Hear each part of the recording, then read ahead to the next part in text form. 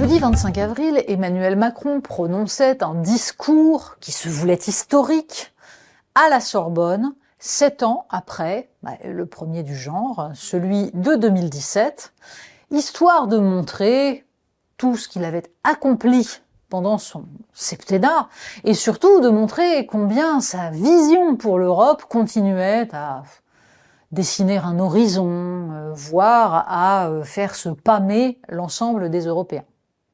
Bon, le problème est que les Européens en question, une fois de plus, n'ont pas considéré que la vision d'Emmanuel Macron fut autre chose que un exercice de style assez convenu de la part d'un Français qui consiste à considérer que par magie, l'Europe va pouvoir devenir ce que nous, Français, nous rêverions qu'elle soit. Et une chose est sûre, le discours d'Emmanuel Macron du 25 avril a ceci d'intéressant que il donne envie de s'écrier « Enfin !»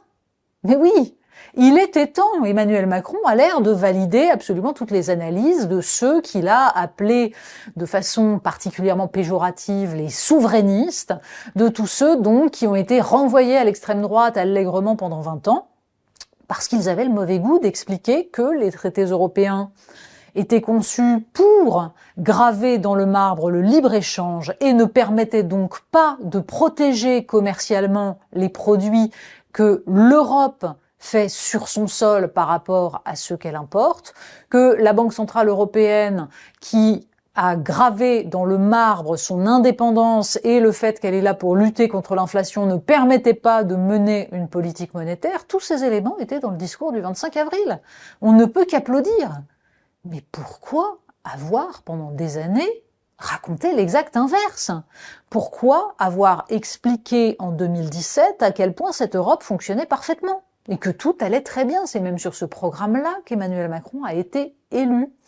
Et ces ouailles, ce qu'il en reste, continuent de penser que cette Europe est absolument formidable. Il est d'ailleurs assez drôle de voir à quel point les positionnements des uns et des autres au sein de la majorité présidentielle semblent divergents, puisque François Bayrou, dans les colonnes de Marianne, exprimait sa réticence vis-à-vis du passage à la majorité qualifiée pour l'ensemble des politiques, alors même que dans son propre parti, Jean-Noël Barrot, actuel ministre des Affaires européennes, trouve tout ça formidable et veut, dans la foulée d'Emmanuel Macron, aller plus vite sur cette question.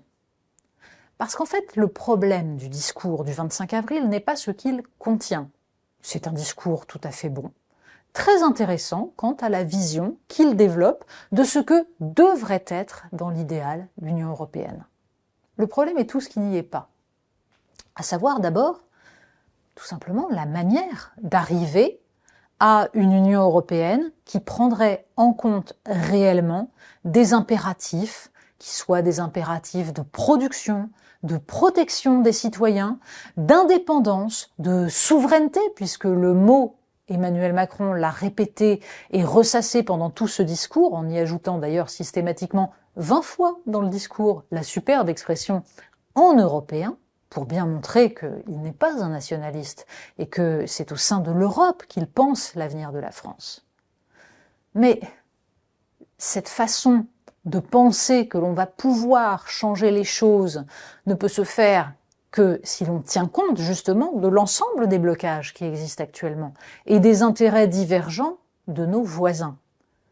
Emmanuel Macron, tout seul, n'arrivera pas à faire ce qu'il prétend. Il doit donc nous expliquer comment il y parvient, en établissant quel rapport de force, en s'appuyant sur quels alliés. Mais surtout, ce qui manquait totalement dans ce discours, ce sont les structures.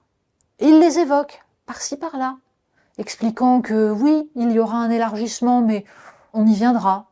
Que oui, il faudra, en cas d'élargissement, repenser ces fameuses structures pour aller vers plus de souplesse et plus de démocratie.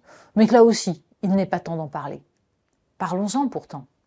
Parce que cela signifie qu'Emmanuel Macron continue à promouvoir ce passage à la majorité qualifiée et l'intégration dans l'Union européenne de pays qui vont encore faire basculer le centre de gravité de cette union un peu plus à l'est. Or, ce passage à la majorité qualifiée sans que nous n'ayons à aucun moment défini les intérêts vitaux que la France doit défendre, c'est avant tout la négation absolue de tous les éléments qu'Emmanuel Macron fait apparaître dans son discours du 25 avril. Il y a donc une étonnante contradiction dans les propos du président de la République qui risquerait, pour le coup, de n'apparaître que comme un peu de poudre de perlimpinpin destinée à faire croire, quelque temps avant des élections européennes, aux Français qu'il a pris en compte la nécessité de leur protection.